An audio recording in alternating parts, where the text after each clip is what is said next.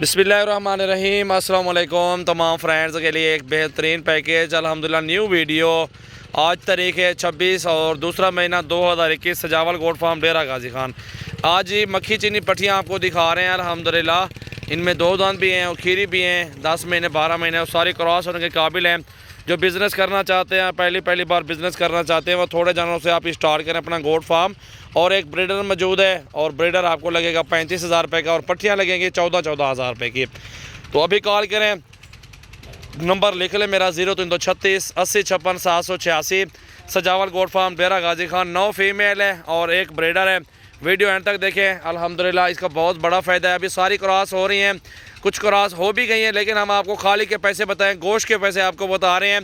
14,000 कुछ ज़्यादा प्राइस नहीं है। 9 पट्टियाँ एक ब्रीडर की, इनसे आप गोट फार्म स्टार्ट करें।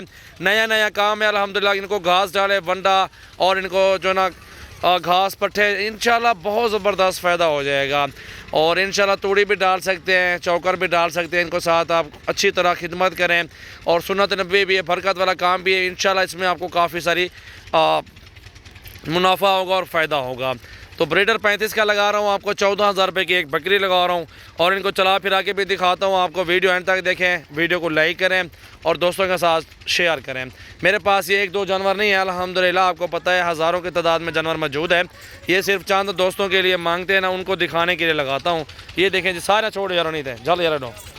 ये देखें जी, छोड़ के भी आपको दिखा रहे हैं, चला फिरा के सारा कुछ आप देख लें। 9 फीमेल हैं और एक अदद बड़ा ब्रीडर इसमें शामिल है।